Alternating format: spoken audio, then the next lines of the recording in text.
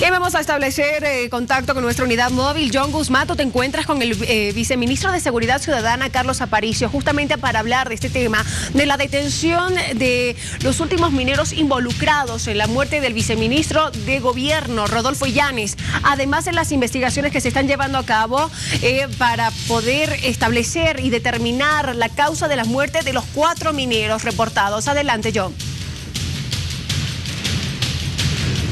Así es, Fabiola, nos encontramos con el viceministro de Seguridad Ciudadana, Carlos Aparicio. Viceministro, buenos días, gracias por atender esta entrevista.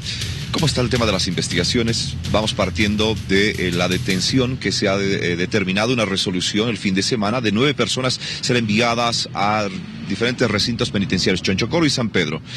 9 entre ellos principales dirigentes. Buen día. Muchas gracias, John. Un saludo a todo el país. Evidentemente ya existen detenidos, personas que han tomado decisiones, que han tenido este desenlace. Algunos han incitado inclusive al asesinato.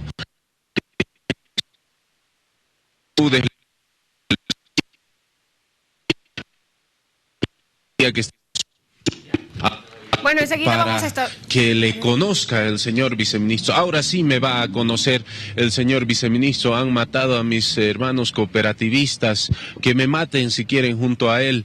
Entonces, parece que inclusive existe la participación de algún dirigente en el propio asesinato del señor viceministro. Las investigaciones están muy avanzadas, se tiene ya identificadas a muchas personas, se va a esclarecer, se va a llegar al fondo de la verdad histórica de la muerte de nuestro señor viceministro para la tranquilidad de la familia y la tranquilidad de la población. Viceministro, usted está entonces declarando de que esto habría sido ya preparado, se habría sido orquestado, ya sea con el viceministro Illanes u otra autoridad que haya podido dar.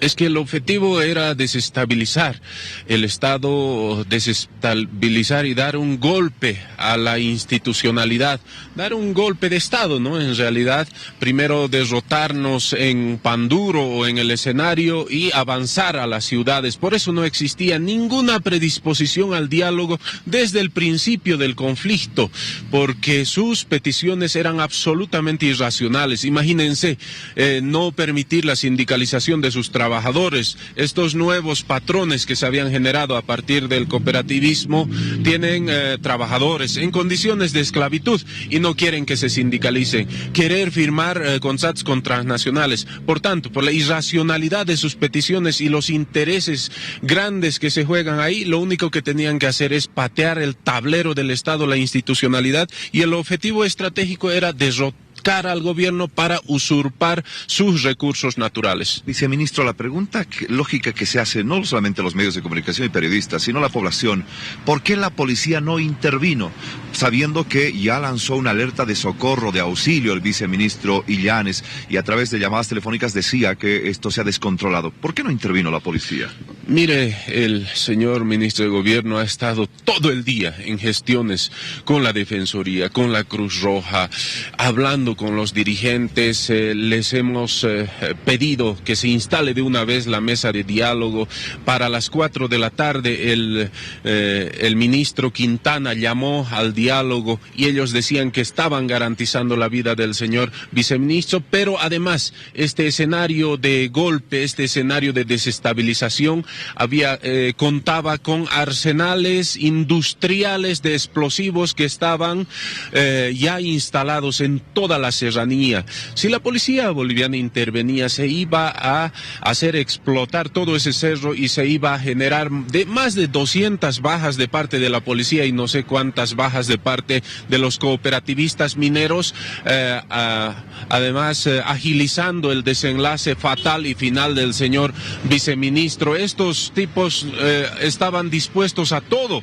La única vía de resolución era la vía del diálogo, pero ¿quién creía que estábamos dialogando ahí o hablando con criminales más sanguinarios que los de ISIS? A ver, evidentemente, si bien se tenía este tipo de información por parte de inteligencia, no se tenía otro tipo de estrategia de rescate, incluso militar, para el viceministro, sabiendo las condiciones en las que se estaba, viceministro. Primero se habla sobre el tema de personas en estado de ebriedad, incluso que habrían estado consumiendo algún tipo de estupefacientes.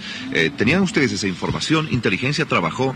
¿Por qué no se tomó determinaciones incluso de ayuda con uniformados del ejército militar? Le vuelvo a repetir, una intervención de esa naturaleza iba a generar un desenlace terrible, con altos costos de vidas humanas, de parte de ellos, pero también de parte de nosotros, ya que una sola muestra que hemos tenido al poder ir a verificar el lugar después de que ellos se han ido, los remanentes de los explosivos podían hacer volar todo el teatro al aire libre, pero todo lo que se han llevado realmente son cantidades astronómicas en volquetas, en vehículos.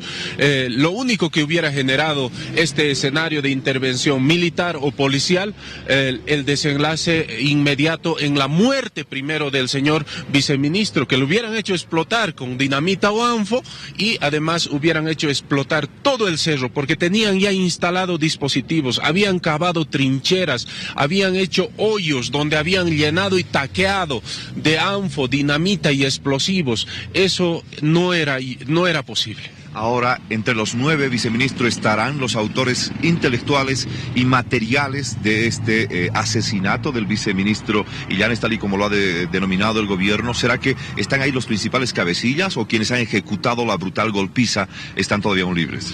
Estos dirigentes que han organizado todas estas acciones criminales, desde el secuestro, los vejámenes y las torturas y el daño físico causado a nuestra policía con riesgo con riesgo vital, con riesgo de su propia vida.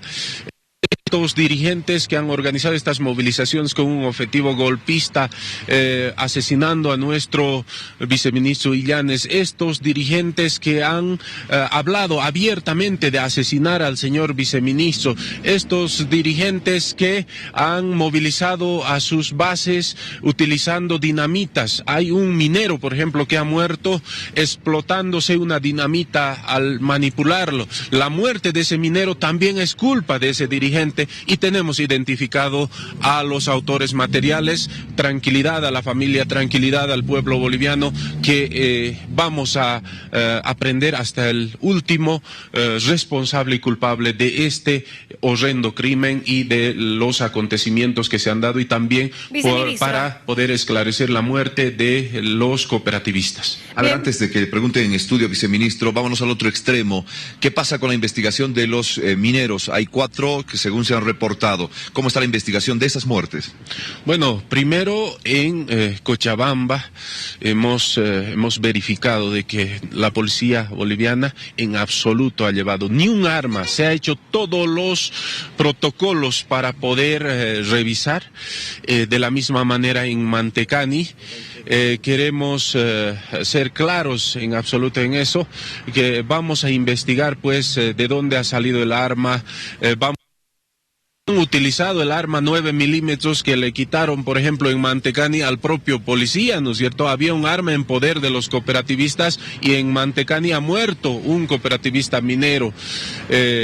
Estamos muy seguros de que nuestra policía boliviana ha actuado de la manera correcta y que ahí existían intereses de querer generar bajas y lo han ido logrando. Gracias, viceministro de Seguridad Ciudadana, Carlos Aparicio, por estar con nosotros. Definitivamente las investigaciones continúan. 9 personas que han sido aprehendidas, y justamente sobre la muerte de estos mineros también se está dando una investigación para precisar las causas de estas muertes. Gracias por este contacto, John. Hasta más adelante.